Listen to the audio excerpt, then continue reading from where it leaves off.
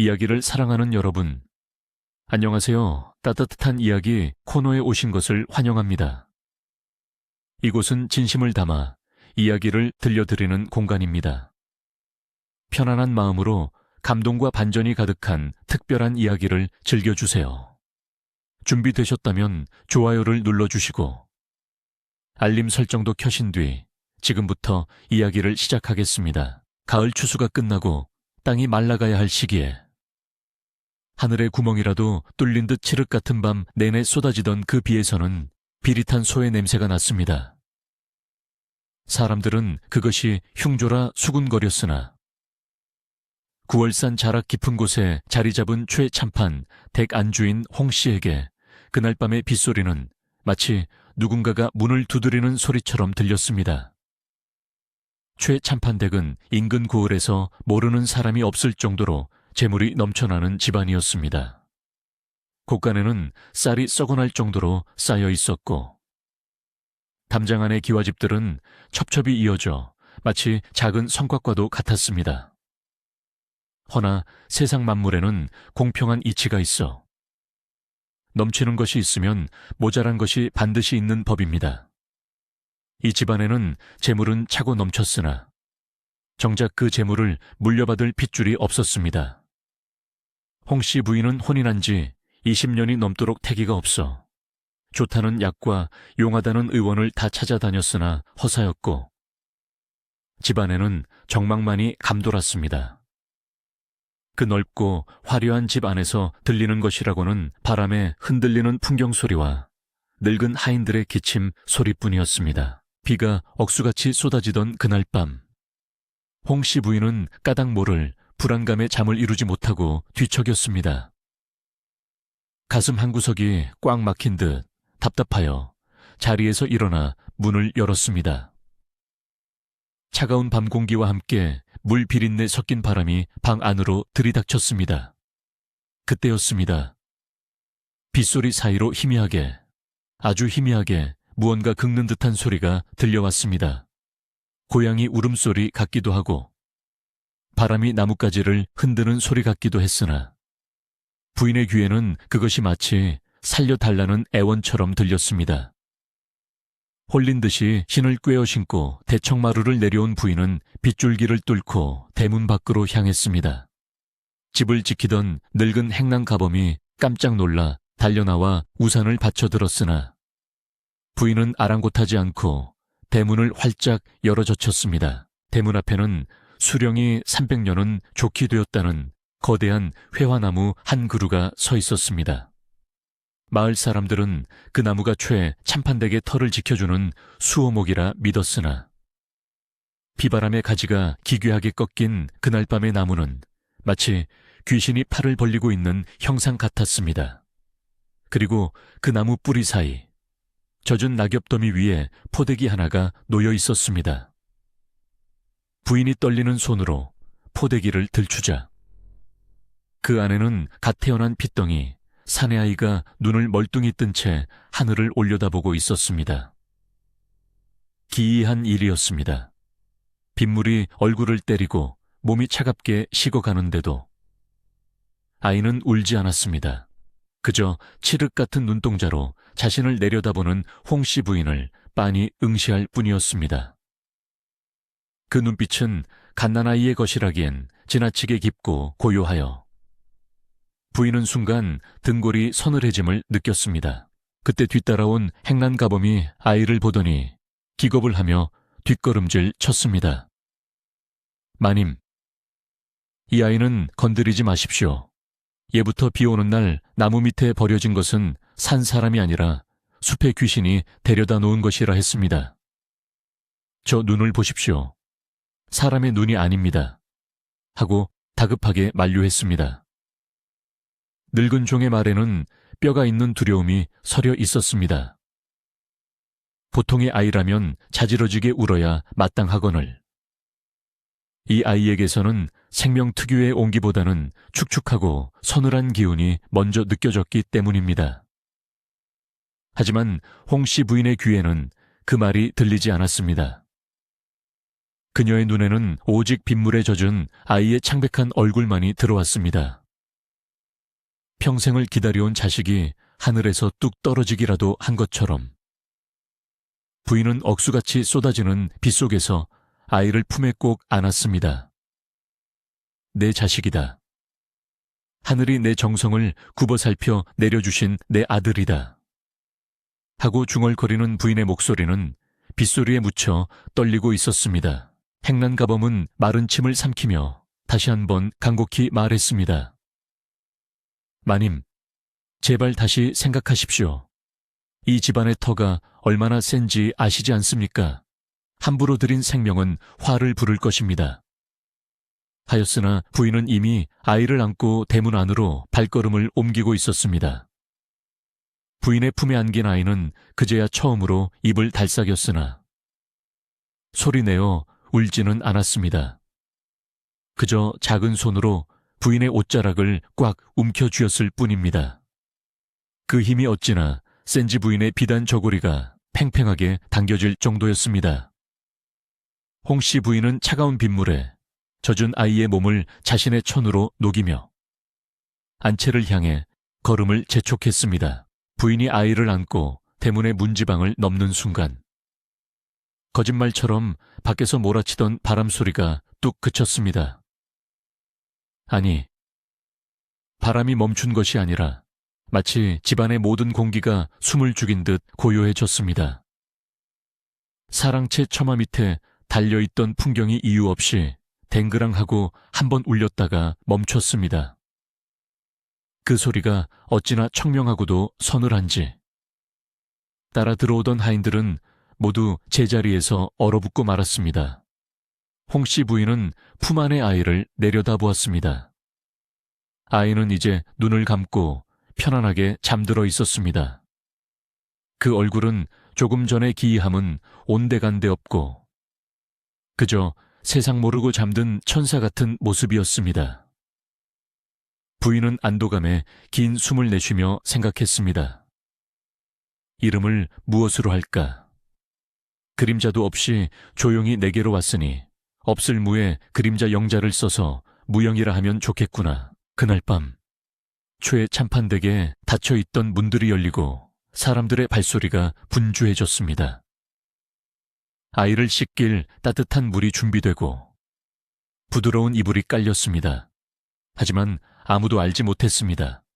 부인이 문지방을 넘을 때 등 뒤에서 닫힌 대문 틈으로 들어온 것이 비단 아이 하나뿐만이 아니라는 것을 말입니다. 마당 구석 오래된 기와지붕 위로 검은 새 한 마리가 날아와 앉아 젖은 날개를 털며 그 광경을 지켜보고 있었습니다. 비는 그쳤으나 땅에서 올라오는 습기는 더욱 짙어져 집안 곳곳을 끈적하게 휘감기 시작했습니다. 이것은 축복이 아니라 아주 긴 이야기의 서막 혹은 피할 수 없는 굴레가 시작되는 소리 없는 신호였습니다. 오늘 들려드릴 이야기는 순수한 창작물로 오직 오락과 감상을 위한 내용이며 실제 인물이나 사건과는 전혀 관련이 없음을 알려드립니다. 10년이라는 세월은 강산도 변하게 한다지만 초에 참판되기에 높은 담장 안에 갇힌 공기는 예나 지금이나 고여있는 연못물처럼 변함이 없었습니다. 그 긴 시간 동안 무영은 쑥쑥 자라 소년의 티를 내기 시작했습니다. 홍씨 부인이 지어준 이름처럼 무영은 마치 그림자 같은 아이였습니다. 또래 아이들처럼 흑장난을 치거나 큰 소리로 웃는 법이 없었고 하루 종일 마루 끝에 앉아 흘러가는 구름을 바라보거나 마당의 개미떼를 지켜보는 것이 일상의 전부였습니다. 그 눈빛은 10살짜리 아이의 것이라고 하기에는 지나치게 깊고 고요하여 집안의 하인들조차 도련님과 눈을 마주치는 것을 어려워했습니다. 무영이 지나가면 하인들은 하던 일을 멈추고 숨을 죽였으며 그가 사라지고 나서야 비로소 참았던 숨을 내쉬곤 했습니다. 홍씨 부인은 그런 무영을 금지옥엽으로 키웠습니다. 행여나 찬바람이라도 쐴까, 거친 음식에 배탈이라도 날까 전전긍긍하며 마치 깨지기 쉬운 도자기를 다루듯 달아 품 안에 가두어 두려 했습니다. 하지만 자식은 부모의 뜻대로만 자라지는 않는 법이라. 무영에게도 남에게 말하지 못할 비밀스러운 버릇이 하나 생겨났습니다. 그것은 바로 집안의 가장 구석진 곳, 서쪽에 위치한 별당을 바라보는 일이었습니다. 최참판 댁서별당은 이 집에서 유일하게 사람의 발길이 닿지 않는 금지된 땅이었습니다. 화려하고 정갈한 본체와 달리 서별당으로 통하는 길목은 무성하게 자란 잡초들로 뒤덮여 있어 한낮에도 어둑한 그늘이 드리워져 있었습니다. 기와는 깨져 이끼가 끼었고 문창호지는 사가 너덜거렸으나 이상하게도 그곳을 허물거나 고치려는 사람은 아무도 없었습니다. 오히려 집안 어른들은 그곳을 입에 올리는 것조차 꺼려 했습니다. 늙은 하인들 사이에서는 서별당 문지방을 넘으면 다리가 썩어 들어간다거나 밤마다 그곳에서 곡소리가 난다는 흉흉한 소문만이 안개처럼 떠돌 뿐이었습니다. 굳게 닫힌 서별당의 문에는 어른 주먹만한 녹슨 자물쇠가 채워져 있었고 기둥마다 색바랜 부적들이 덕지덕지 붙어 있어 기괴함을 더했습니다. 무영은 홍씨 부인의 눈을 피해 틈만 나면 서별당 쪽으로 발걸음을 옮겼습니다. 어머니는 그곳 근처에는 얼씬도 하지 말라고 신신당부했고 무영이 그쪽을 바라보기만 해도 쏘스라치게 놀라며 야단을 치곤 했습니다. 서별당에는 몹쓸 병마가 갇혀 있단다. 네가 가까이 가면 그 나쁜 기운이 너를 잡아먹을 게다. 하고 말하는 부인의 눈에는 단순한 걱정을 넘어선 공포가 서려 있었습니다. 무영은 어머니의 말에 고분고분 고개를 끄덕였으나 마음속 깊은 곳에서 솟아오르는 설명할 수 없는 이끌림을 억누를 수는 없었습니다. 그것은 호기심과는 달랐습니다. 마치 오랫동안 헤어졌던 고향집 대문 앞에 선 나그네처럼 혹은 잃어버린 자신의 반쪽을 찾으러 온 사람처럼 무영은 그 낡고 음산한 건물 앞에서 묘한 편안함을 느꼈습니다.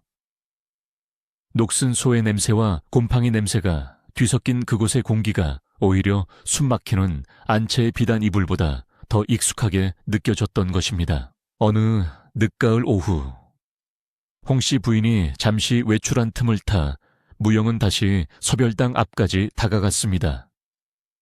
마른 낙엽이 바스락거리는 소리가 유난히 크게 들리는 날이었습니다. 잡초 덤불을 헤치고 다가간 문 앞에는 여전히 그 거대한 자물쇠가 입을 굳게 다물고 있었습니다. 무영은 홀린 듯 손을 뻗어 차가운 문고리를 만져보았습니다. 손끝에 닿는 쇠의 냉기가 찌릿하게 전해져 왔습니다. 그때 문틈 사이로 삐져나온 낡은 종이 한 장이 눈에 들어왔습니다. 세월의 풍패사가 바스러질 듯한 누런 종이였는데 거기에는 붉은 주사로 쓴 글씨가 희미하게 남아 있었습니다. 글자를 읽을 수는 없었으나 그 붉은색이 마치 살아있는 핏자국처럼 꿈틀거리는 듯하여 무영은 저도 모르게 숨을 멈췄습니다. 무영이 조심스레 그 종이 조각을 집어들자 작은 종이는 힘없이 바스러지며 손바닥 위에 내려앉았습니다. 그런데 그 순간 등 뒤에서 인기척이 느껴졌습니다. 도련님, 거기서 무엇을 하십니까? 하는 낮고 걸걸한 목소리였습니다. 무영이 화들짝 놀라 뒤를 돌아보니 10년 전 홍씨 부인을 말렸던 그 늙은 행란 가범이 빗자루를 든 채 의심스러운 눈초리로 서 있었습니다.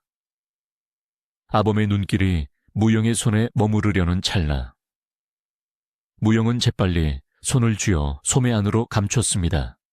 아무것도 아닙니다. 그저 고양이가 들어간 것 같아서요. 하고 대답하는 무영의 목소리는 평소처럼 차분했으나 등 뒤로는 식은땀이 흘러내렸습니다. 행란 가범은 미심쩍은 표정을 거두지 않은 채 이곳은 도련님이 오실 곳이 못 됩니다. 마님께서 아시면 경을 치실 것입니다. 하고 혀를 찼습니다. 무영은 알겠다며 고개를 숙이고 서둘러 안채로 발길을 돌렸습니다. 심장이 쿵쿵거리며 가슴을 때렸습니다. 방으로 돌아온 무영은 문을 걸어 잠그고 소매 속에 감춰두었던 손을 폈습니다. 손바닥 위에는 바스러진 부적 조각이 놓여 있었습니다. 알아볼 수 있는 글자는 단 하나도 없었지만 무영은 그 종이 조각에서 뿜어져 나오는 기운이 낯설지 않았습니다. 그것은 10년 전 비 오는 날 밤 자신을 감싸고 있던 포대기의 감촉과도 같았고 꿈속에서 가끔 들려오는 알 수 없는 노랫소리와도 닮아 있었습니다. 무영은 그 종이 조각을 고이 접어 베개sit 깊숙한 곳에 숨겨두었습니다. 이것은 어머니에게도 그 누구에게도 말할 수 없는 그만의 첫 번째 비밀이었습니다. 그리고 그날 밤 무영은 처음으로 꿈을 꾸었습니다. 굳게 닫힌 서별당의 문이 스르르 열리고 그 안에서 누군가가 자신을 손짓해 부르는 꿈을 말입니다. 마당에 널어놓은 고추가 붉게 말라가고 담장 밖에서는 참새떼가 시끄럽게 지저귀는 평화로운 날이었습니다. 그 평온을 깬 것은 대문 밖에서 들려온 탁, 탁, 탁 하는 지팡이 소리였습니다. 누더기 옷을 걸치고 눈이 하얗게 먼 늙은 점쟁이 하나가 목을 축일 물 한 바가지를 청하며 대문 안으로 들어섰습니다. 행란가범이 귀찮다는 듯 손을 휘저으며 쫓아내려 했으나 마침 마당을 지나던 무영이 그 모습을 보고는 하인을 말리고 직접 물 한 바가지를 떠다 주었습니다. 이것도 인연인데 목이나 축이고 가시게 하라 하는 무영의 목소리는 어린아이의 것이라기에는 지나치게 낮고 침착했습니다. 점쟁이는 무영이 건넨 물바가지를 받아들고 벌컥벌컥 마셨습니다. 그러다 문득 동작을 멈추고는 보이지 않는 허공을 향해 킁킁거리며 냄새를 맡기 시작했습니다. 마치 짐승이 먹잇감의 냄새를 포착한 것 같은 기이한 모습이었습니다. 물바가지를 내려놓은 노인의 고개는 정확하게 무영이 서 있는 쪽을 향했습니다. 하얗게 센 눈동자가 무영을 꿰뚫어 보는 듯 하더니 노인의 입술이 파르르 떨리기 시작했습니다. 이보시오 도련님 하고 노인이 쉰 목소리로 입을 열었습니다. 도련님에게서 맡아서는 안 될 냄새가 납니다. 그것은 산 사람의 향기가 아니라 아주 오래된 무덤 속에서나 나는 흙냄새요. 무영이 아무 말 없이 노인을 바라보고 있을 때 안채에서 홍씨 부인이 급히 달려 나왔습니다. 낯선 이의 방문을 알리는 기척에 밖을 내다보던 부인은 점쟁이가 무영을 붙잡고 늘어지는 꼴을 보고는 기겁을 했습니다. 당장 이 미친 늙은이를 내쫓아라 하고 소리치는 부인의 목소리는 평소의 우아함을 잃고 날카롭게 찢어졌습니다. 하인들이 달려들어 노인을 끌어내려 하자 노인은 버둥거리면서도 고개를 돌려 무영이 있는 쪽을 향해 소리쳤습니다. 억지로 덮는다고 덮어질 일이 아니오. 자물쇠가 제 발로 열쇠를 찾아왔는데 어찌 사람의 힘으로 막으려 한단 말이오. 이미 문은 열리고 있어. 홍씨 부인은 사색이 되어 소금을 가져오라. 고래고래 소리를 질렀습니다. 재수원 붙었으니 당장 소금을 뿌려라. 다시는 얼씬도 못하게 해라. 하며 부들부들 떨었습니다. 하인들에 의해 대문 밖으로 내동댕이 쳐진 점쟁이는 흙투성이가 된 채로 일어나면서도 기기묘묘한 웃음을 흘렸습니다. 어리석도다. 어리석어 하늘이 정한 운명을 치마폭으로 가리려 하다니. 그 말은 대문이 닫히는 쾅소리와 함께 끊어졌으나 그 불길한 여우는 마당 안에 짙게 남았습니다. 무영은 닫힌 대문을 한동안 응시하다가 천천히 자신의 손을 내려다보았습니다. 어머니는 미친 늙은이의 헛소리라 치부했지만 무영은 노인의 말이 가슴 깊은 곳에 박히는 것을 느꼈습니다. 자물쇠와 열쇠. 그 단어가 며칠 전 서별당 문틈에서 주운 부적 조각과 맞물려 머릿속을 맴돌았습니다. 그날 밤 홍씨 부인은 안방에 딸려있는 불당에 들어가 향을 피웠습니다. 부처님 앞에 엎드린 부인의 등은 가늘게 떨리고 있었습니다. 10년 전 그 비 오는 밤의 일이, 아니 그보다 훨씬 더 오래된 가문의 비밀이 다시금 목을 조여오는 듯 했습니다. 제발 무사히 넘어가게 해 주십시오. 우리 무영이는 아무것도 모릅니다. 그저 제 아들일 뿐입니다. 부인은 비는 손바닥이 닳도록 빌고 또 빌었습니다. 하지만 마음의 동요 때문이었을까요? 아니면 보이지 않는 힘의 장난이었을까요? 부인이 꽂으려던 향이 툭 부러지며 붉은 불똥이 부인의 비단 치마 위로 떨어졌습니다. 매캐한 냄새와 함께 치마폭의 검은 구멍이 뚫려 들어갔습니다. 부인은 황급히 손으로 불을 껐으나 하얗게 피어오르는 연기를 보며 주저앉고 말았습니다. 타버린 구멍은 작았으나 그것은 마치 견고했던 댐에 생긴 작은 균열처럼 보였습니다. 그 균열 사이로 10년간 꾹꾹 눌러 담았던 검은 물이 콸콸 쏟아져 나올 것만 같은 공포가 밤새도록 부인을 잠 못 들게 했습니다. 창밖에서는 때 아닌 부엉이 울음소리가 구슬프게 들려왔습니다. 그해 여름은 유난히 길고 지독했습니다. 밤이 되어도 열기가 식지 않아 마당의 개들조차 혀를 빼물고 헐떡거렸고 숲속의 매미들은 피를 토하듯 악을 써대어 사람들의 잠을 설치게 했습니다. 그 찜통 같은 더위 속에서 최참판댁에는 기이한 일이 벌어지고 있었습니다. 집안의 재물은 날이 갈수록 불어나 가뭄에도 이 집 논밭만은 물이 마르지 않아 풍년이 들었고 장사하러 보낸 배들은 금은보화를 가득 싣고 돌아왔습니다. 초의 참판의 입계는 웃음이 떠날 날이 없었으나 반대로 안채의 공기는 날마다 무거워져만 갔습니다. 집안이 부유해질수록 무영은 마치 물기 없는 꽃처럼 시들어가고 있었기 때문입니다. 무영에게 몽유병이 찾아온 것은 그 무렵이었습니다. 모두가 잠든 깊은 밤, 무영은 자리에서 일어나 밖으로 나갔습니다. 눈은 뜨고 있었으나 초점이 없어 텅 비어 있었고 발걸음은 소리가 나지 않아 마치 허공을 걷는 듯 했습니다.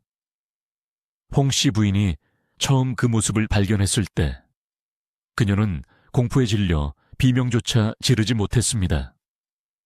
무영은 홀린 듯이 안채를 빠져나가 잡초가 무성한 서별당으로 향했습니다.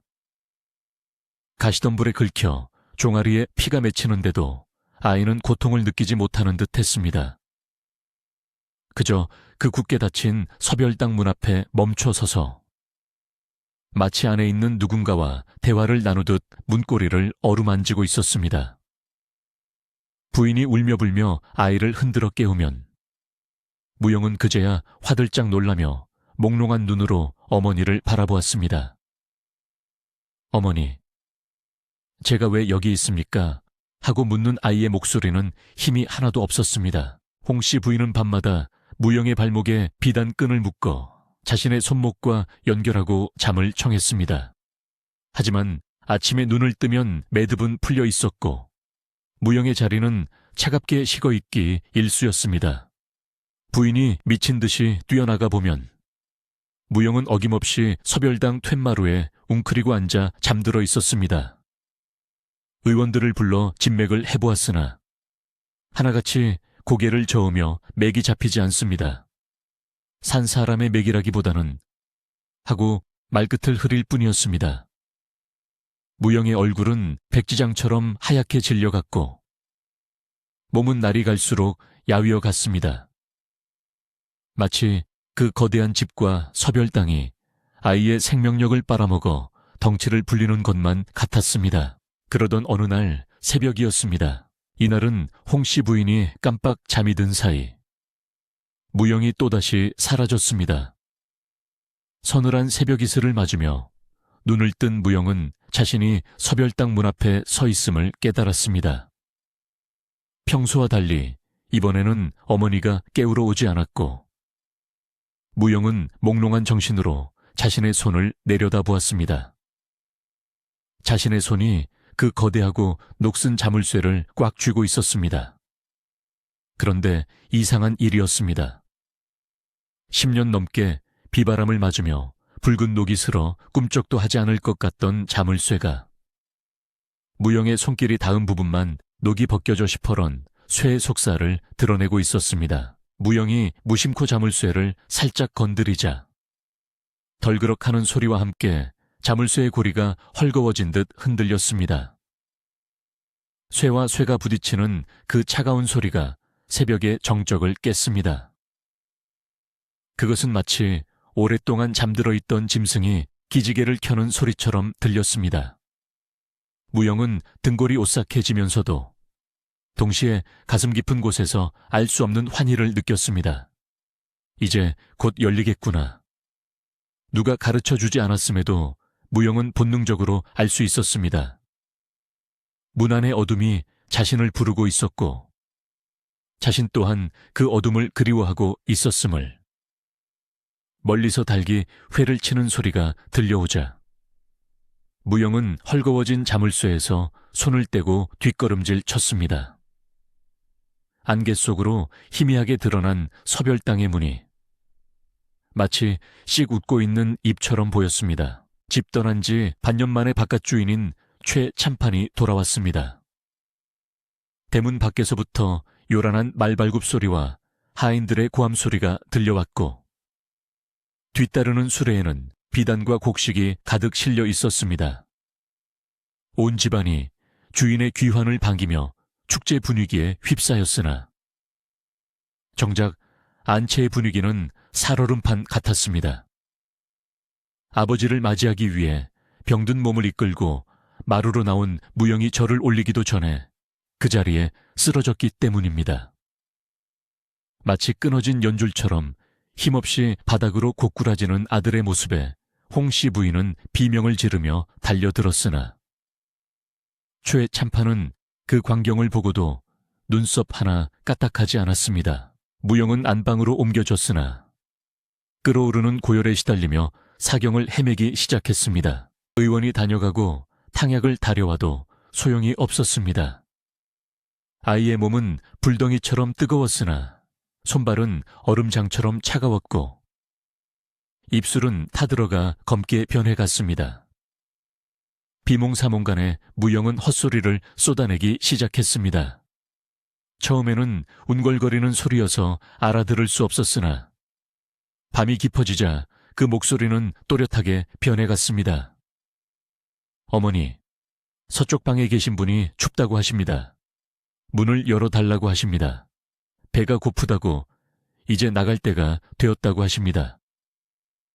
그 목소리는 무영의 것이라기엔 너무나 낮고 건조하여 듣는 이들의 소름을 돋게 했습니다. 홍씨 부인은 아이의 입을 틀어막으며 오열했습니다. 제발 그만해라 아가. 그런 소리 하지 말아라. 그때 방문이 열리고 최 참판이 들어왔습니다. 먼 길을 다녀온 피로가 가시지 않은 얼굴이었으나 그의 눈빛은 형형하게 빛나고 있었습니다. 그는 아픈 자식을 걱정하는 아비의 눈이 아니었습니다. 장사치가 물건의 가치를 가늠하듯 혹은 사냥꾼이 덫에 걸린 짐승을 확인하듯 그는 무영을 차갑게 내려다보았습니다. 최 참판은 아이의 이마에 맺힌 식은땀을 닦아주는 대신 헛소리를 하는 아이의 입모양을 유심히 관찰했습니다. 문이 열린다고 하더냐 최 참판의 물음에 홍씨 부인은 기가 막혀 남편을 올려다보았습니다. 나리가 오시자마자 아이가 이 지경이 되었습니다. 의원을 더 불러주십시오. 아이가 죽어갑니다 하고 절규했으나 최 참판은 혀를 쯧 차며 뒷짐을 질 뿐이었습니다. 순리대로 되어가는 것이다. 최 참판이 나직이 내뱉었습니다. 홍씨 부인은 자신의 귀를 의심했습니다. 그게 무슨 말씀이십니까? 순리라니요. 부인의 물음에 최참판은 비릿한 미소를 지으며 방 안을 둘러보았습니다. 부인, 우리가 이만큼 부귀영화를 누리는 것이 단순히 운이 좋아서라고 생각했소. 세상에 공짜는 없는 법이오. 빌려온 것은 언젠가 돌려줘야 하는 것이지. 그의 시선은 고통에 몸부림치는 무영에게 잠시 머물렀다가 무심하게 거두어졌습니다. 때가 되었으니 준비를 해야겠군. 최참판은 그 말을 남기고 뒤도 돌아보지 않고 방을 나갔습니다. 방 안에는 다시 무거운 정막이 감돌았습니다. 홍씨 부인은 멍하니 남편이 나간 문을 바라보다가 다시 아이를 끌어안았습니다. 무영은 여전히 식은땀을 흘리며 알 수 없는 누군가와 대화를 나누고 있었습니다. 탁자 위에 놓인 탕약 그릇에서는 더 이상 김이 오르지 않았습니다. 검고 쓴 약물은 차갑게 식어 마치 죽음처럼 고요하게 그릇 안에 고여있을 뿐이었습니다. 밖에서는 바람이 불어와 방문 창호지를 덜덜 떨게 만들었고 그 소리는 마치 서별당의 문이 열리기를 재촉하는 두드림처럼 들렸습니다. 홍씨 부인은 창백하다 못해 흙빛이 된 얼굴로 남편 앞에 앉았습니다. 무영이 쓰러진 후 남편이 내뱉었던 순리라는 말의 뜻을 묻기 위해서였습니다. 최참판은 묵묵히 술잔을 비우고는 긴 한숨과 함께 입을 열었습니다. 부인, 이 집안의 부귀영화를 지탱하는 뿌리가 무엇이라 생각하오. 조상님들의 덕 아니면 나의 수완 다 틀렸소.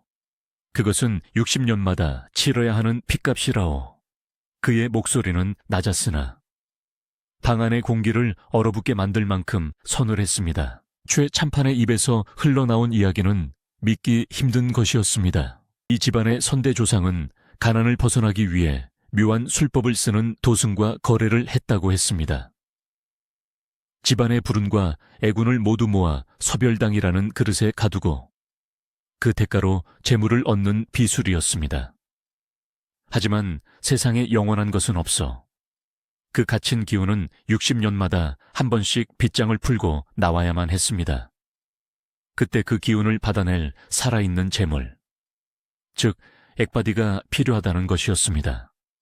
그것이 바로 서별당의 문을 여는 열쇠이자 가문의 업보를 대신 짊어지고 사라질 존재였습니다.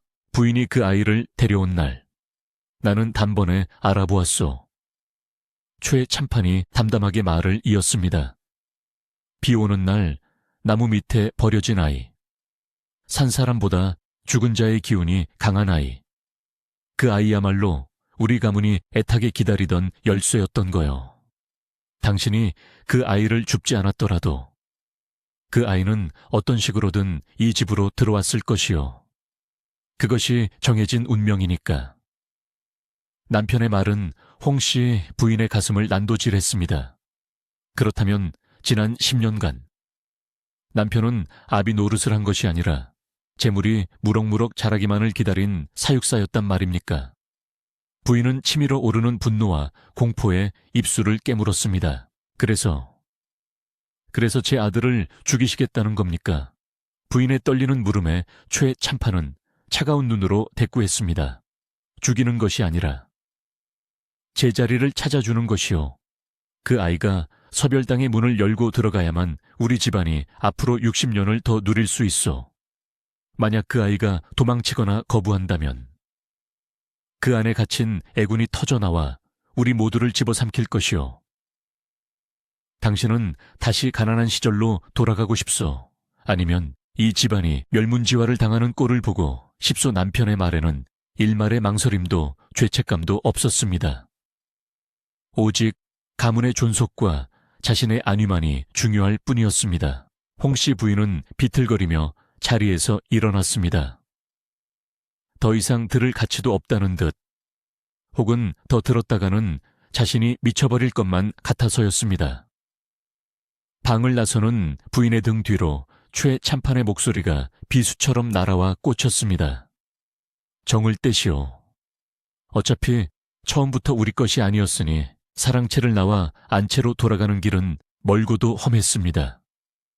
하늘에는 달도 없이 구름만 잔뜩 끼어 있었고 발밑에 돌부리는 날카로웠습니다.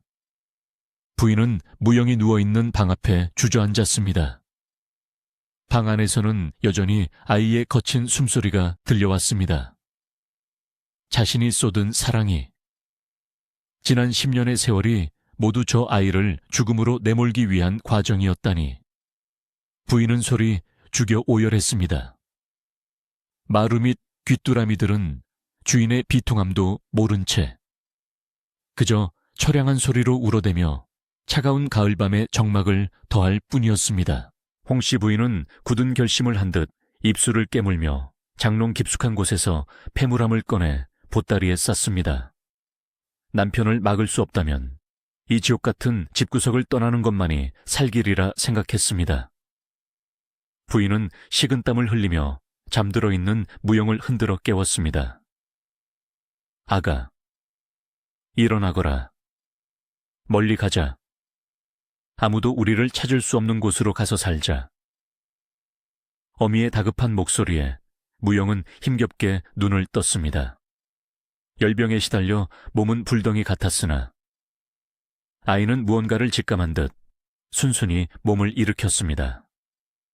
부인은 아이에게 두툼한 속옷을 입히고 신발을 신겨 부축하며 조심스레 방문을 열었습니다. 집안은 죽은 듯 고요했습니다.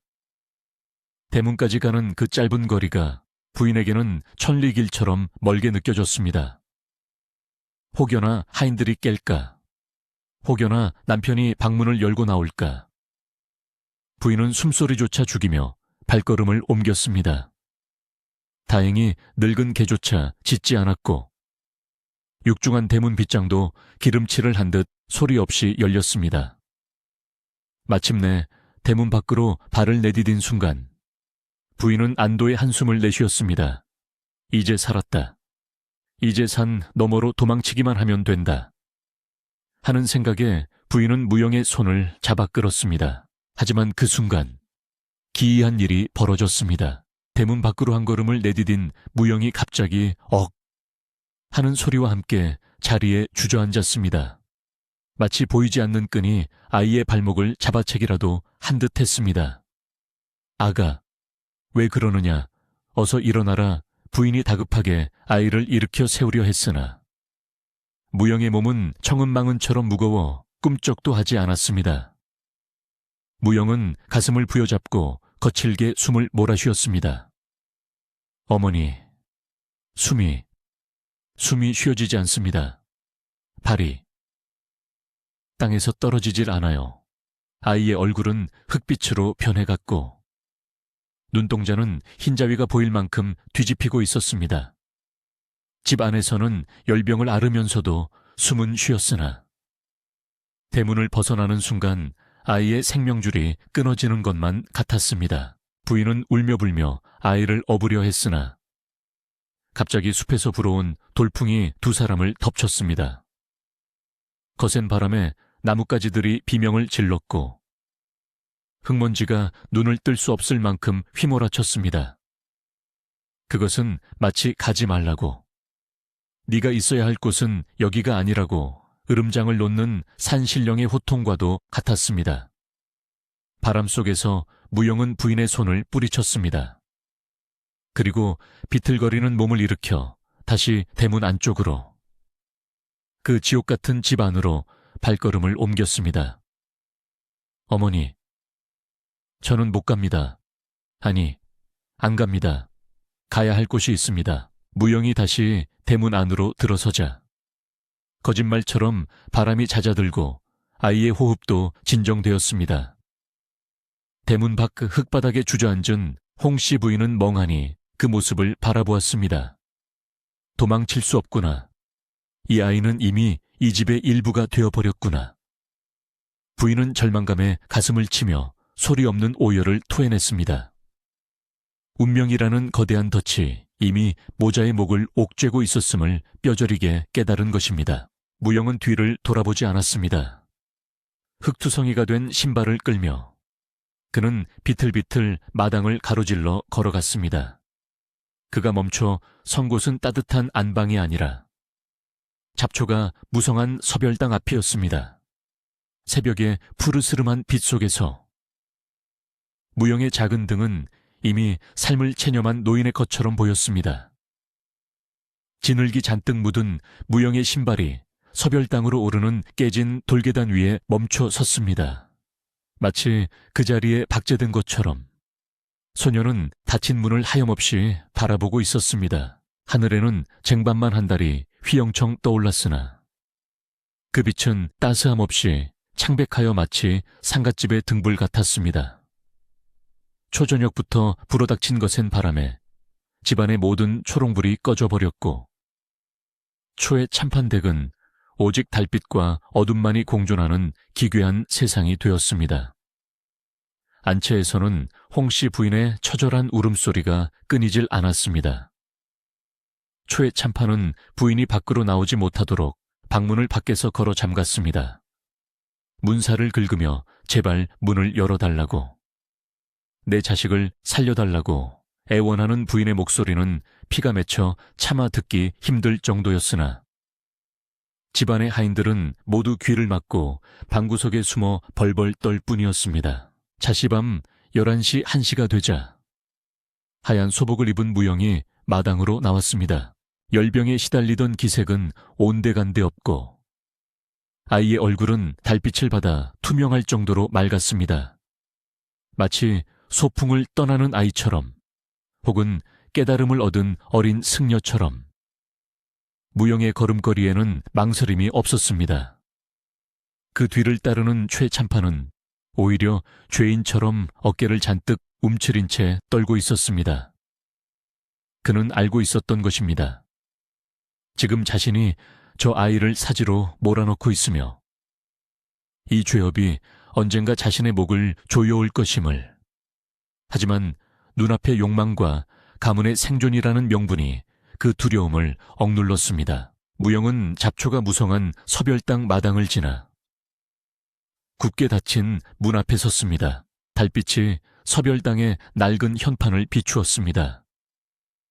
무영은 천천히 손을 들어 그 거대한 무소에 자물쇠를 잡았습니다. 열쇠는 필요 없었습니다. 무영의 손이 닿자마자 60년 세월을 버텨온 육중한 자물쇠가 툭 하고 맥없이 바닥으로 떨어졌습니다. 그 소리가 어찌나 크고 무거운지 땅이 울리고 잠겨있던 홍씨 부인의 비명소리마저 일순간 멈추게 만들었습니다. 소름 끼치는 마찰음과 함께 서별당의 문이 스스로 양옆으로 활짝 열렸습니다.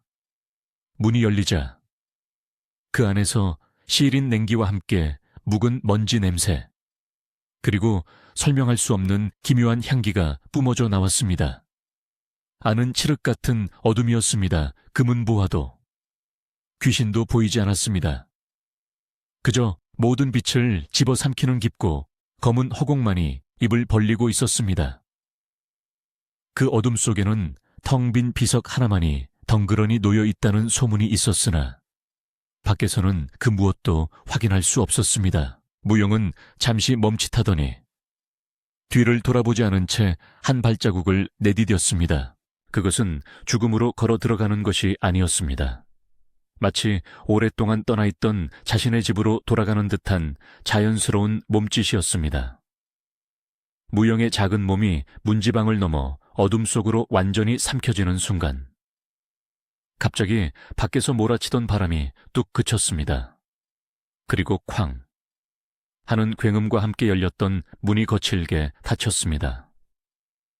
떨어진 자물쇠는 저절로 문고리에 채워졌고 다시는 열리지 않을 것처럼 단단히 맞물렸습니다. 그 순간 세상의 모든 소리가 사라졌습니다. 근처에서 들려오던 홍씨 부인의 울음소리도, 마당을 쓸던 바람소리도, 초의 참판의 거친 숨소리도 모두 멈췄습니다. 서별당은 다시금 거대한 무덤처럼 침묵 속에 잠겼습니다. 초의 참판은 다리에 힘이 풀려 그 자리에 주저앉았고 닫힌 방문 너머에 홍씨 부인은 더 이상 문을 두드리지 않았습니다. 이미 끈이 끊어졌음을, 자신의 아들이 이 세상 사람이 아닌 존재가 되었음을 어미의 본능으로 느꼈기 때문입니다. 달빛만이 무심하게 서별당에 닫힌 문을 비추고 있었고 그 문틈으로는 더 이상 아이의 온기가 새어나오지 않았습니다. 밤새 닫힌 서별당의 문은 다시 녹슨 자물쇠로 굳게 채워져 있었습니다.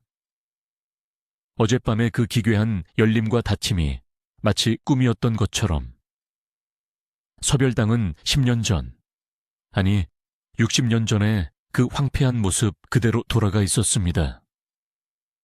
방에서 풀려난 홍씨 부인은 맨발로 뛰쳐나가 서별당 문을 부여잡고 흔들었으나 문은 거대한 바위처럼 꿈쩍도 하지 않았습니다.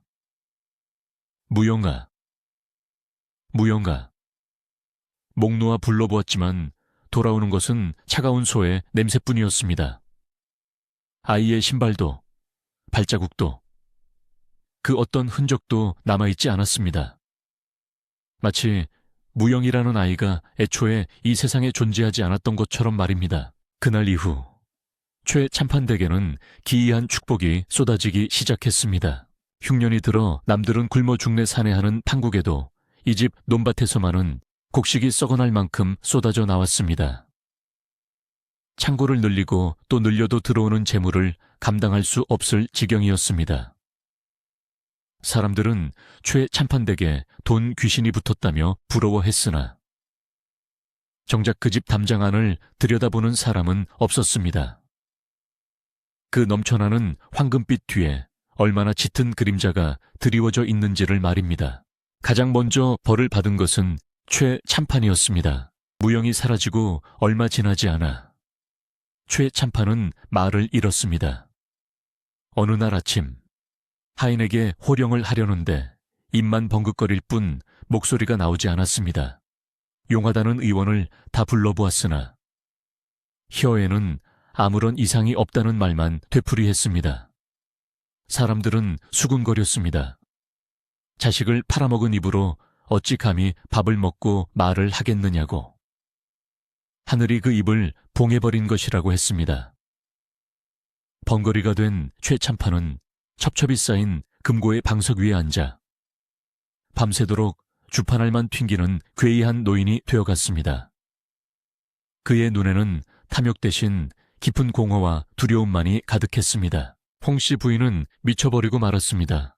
하지만 그녀의 광기는 난동을 피우거나 소리를 지르는 것이 아니었습니다.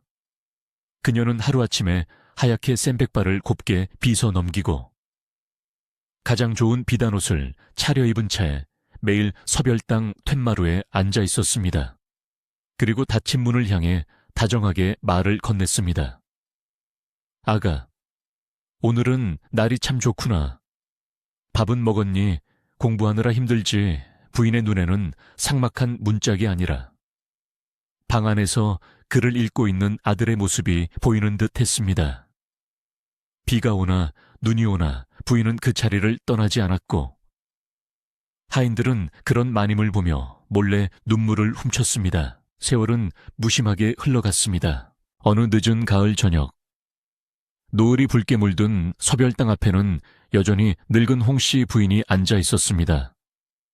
부인은 무릎을 톡톡 두드리며 나직하게 노래를 흥얼거렸습니다. 자장자장 우리 아기, 잘도 잔다 우리 아기. 쉰 목소리로 부르는 자장가는 텅 빈 마당을 공허하게 울렸습니다.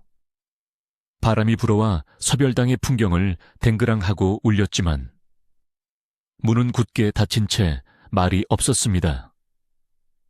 부귀영화는 넘쳐났으나 생명은 없는 집.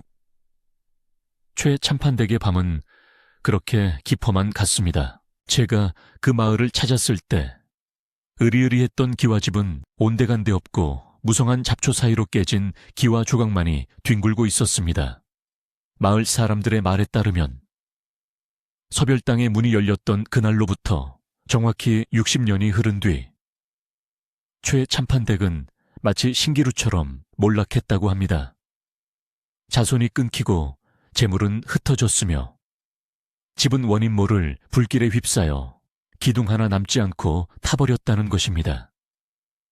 넘쳐나던 황금도, 하늘을 찌르던 욕망도 결국 한 줌의 재가 되어 흙으로 돌아간 셈입니다. 하지만 신기하게도 마을 사람들 그 누구도 그 폐허를 흉가라고 부르며 꺼리지 않았습니다.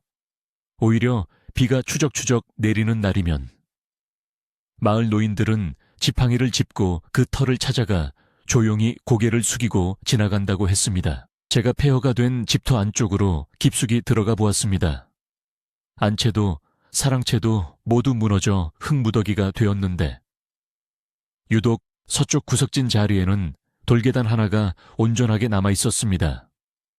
바로 무영이라는 아이가 스스로 걸어 들어갔던, 그리고 홍씨 부인이 평생을 앉아 기다렸던 그 서별당의 자취였습니다. 이끼 낀 돌계단 위에는 세월의 무게를 견디지 못한 낡은 자물쇠 하나가 반쯤 흙에 파묻힌 채 녹슬어가고 있었습니다. 마을 사람들은 말합니다. 지금도 안개가 자욱한 새벽이나 보름달이 뜨는 밤이면 그곳에서 희미하게 글 읽는 소리가 들려온다고 말입니다. 그리고 그 소리에 맞춰 나직하게 흥얼거리는 여인의 자장가 소리도 바람을 타고 들려온다고 했습니다. 그것은 원한 서린 귀신의 곡소리가 아니라 서로를 그리워하는 모자의 정이 긴 세월을 넘어 그 땅에 스며든 소리일 것입니다. 어쩌면 무용은 갇힌 것이 아니라 스스로 문을 닫고 세상의 탐욕과 재앙이 밖으로 나오지 못하도록 그 안에서 영원히 문을 지키고 있는 것인지도 모르겠습니다. 저는 돌계단 앞에 쭈그리고 앉아보았습니다. 돌틈 사이로 이름 모를 하얀 들꽃 한 송이가 피어 바람에 하늘거리고 있었습니다. 척박한 돌틈에서도 기어이 피어난 그 꽃은 마치 칠흑 같은 어둠 속으로 걸어 들어가면서도 두려워하지 않았던 소년의 맑은 얼굴을 닮아 있었습니다. 부귀영화는 아침 이슬처럼 덧없이 사라졌으나 아이의 희생과 어미의 사랑은 꽃이 되어 그 자리를 지키고 있는 듯 했습니다. 해질녘, 상으림자가 길게 드리워질 때 저는 자리에서 일어났습니다. 바람이 불어와 들꽃을 살며시 어루만졌습니다. 마치 잘 가시오 하고 작게 손을 흔드는 것 같았습니다. 뒤를 돌아보지 않고 내려오는 길. 제 귓께는 오래전 홍씨 부인이 불렀다던 그 자장가 소리가 환청처럼 맴돌았습니다. 자장 자장 우리 아기 잘도 잔다 우리 아기. 이야기는 여기서 끝이 납니다. 우리가 쥐려고 했던 것은 무엇이고 놓고 가야 할 것은 무엇인지 저 바람에 흔들리는 들꽃만이 알고 있을 것입니다.